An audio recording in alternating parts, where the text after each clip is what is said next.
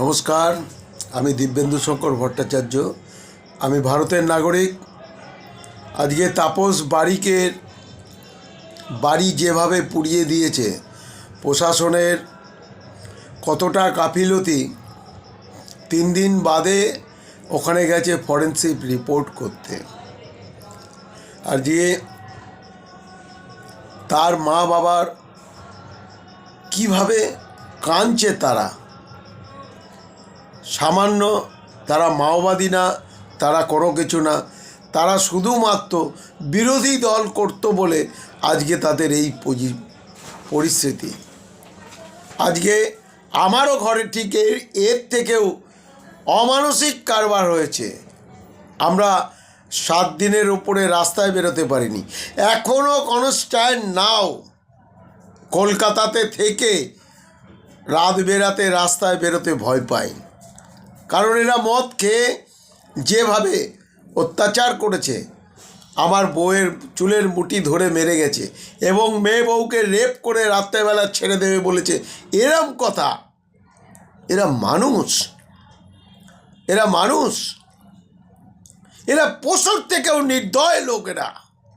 এরা এক একটা পশু। আজকে দেখেছেন তাপস বারিকের মতন এরকম লোক তো বাংলাদেশের থেকেও খারাপ জায়গায় এসে পৌঁছে গেছে। পশ্চিমবাংলায় যদি মানুষ বাস করে আর বিরোধী দল করে, তার জন্য এই দশা হতে পারে। বাড়ি ঘর দর পুড়িয়ে দিয়েছে, তার ছেলে রাস্তায় রাস্তায় ঘুরছে, কখন তাকে ধরে খুন করে না দেয়। আর তার একটাই ছেলে। আমিও পরিবারের একজন মাত্র পুরুষ মানুষ, 3 জন মহিলা। আর রেপ করে ছেড়ে দিলে, ওইভাবে মারধর করলে, তাহলে আমি কি করব বলুন?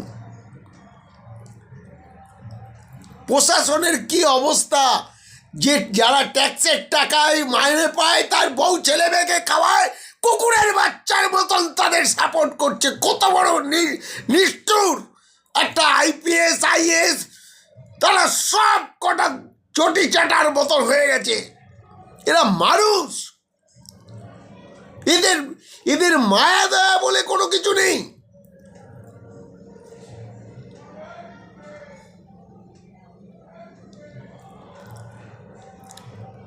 এই অত্যাচার যখন ব্রিটিশ ছিল, এরকম অত্যাচার মানুষের প্রতি হয়নি।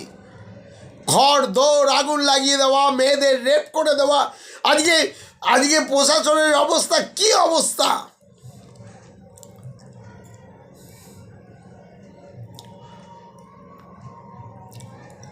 তাদের এগেনস্টে কত কেস। এরা মানুষ? এরা জানোয়ারের থেকে অধম। জানোয়ারের মধ্যেও মায়া দয়া আছে, এদের মধ্যে কোনো মায়া দয়া নেই। তার বাড়িতে আগুন লাগিয়ে দিল, পুড়িয়ে দিল, সব কিছু করলো। ছেলেটা রাস্তায় রাস্তায় ঘুরে বেড়াচ্ছে।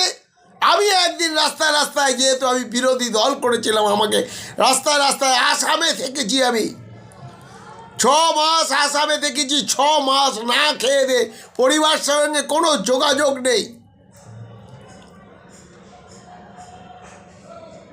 কি অন্যায়টা করেছিলাম বিজেপি করে? এদের যদি ভোট দিয়েছেন, তাহলে আগামী দিনে আপনাদের একটারও মুন্ডু থাকবে না, আপনারা নিজেরা দেখে নেবেন।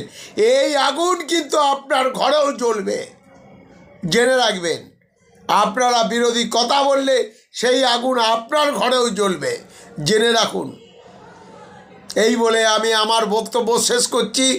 ইনকলাব জিন্দাবাদ, ভারত মাতা কি জয়। সবাই আপনারা একসঙ্গে, সনাতনীরা একসঙ্গে সামিল হন। এই সরকারকে উৎখাত করতে হবে, যে করে হোক, নাহলে আপনাদের কারোর জীবন থাকবে না। দয়া করে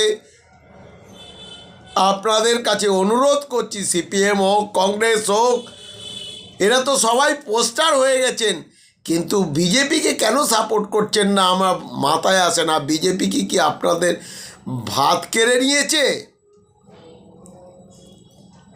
আপনারা সবাই মিলে সামিল হন, যাতে এদেরকে উৎখাত করে দেওয়া যায়।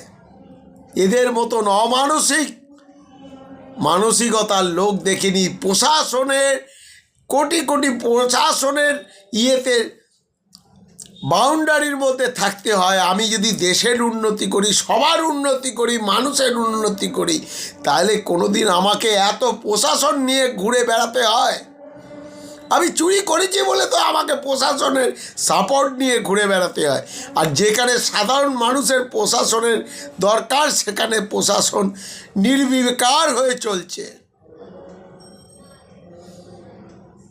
এই বলে আপনাদের কাছে ক্ষমা প্রার্থী। আপনারা এই জানোয়ারগুলোকে অন্তত বিসর্জন করুন। নতুন সরকার নিয়ে আসুন 26-এ, বিজেপিকে অবশ্যই নিয়ে আসুন। ডবল ইঞ্জিন সরকার এলে আপনাদের উন্নতি হবে। নীল সাদা রং করে খালি উন্নতি হবে না, আপনাদের উন্নতি হবে, আমি বলছি। এই বলে আপনাদের কাছে বক্তব্য শেষ করছি। নাহলে ওই ইয়ের মতন হবে, বাংলাদেশের মতন হবে।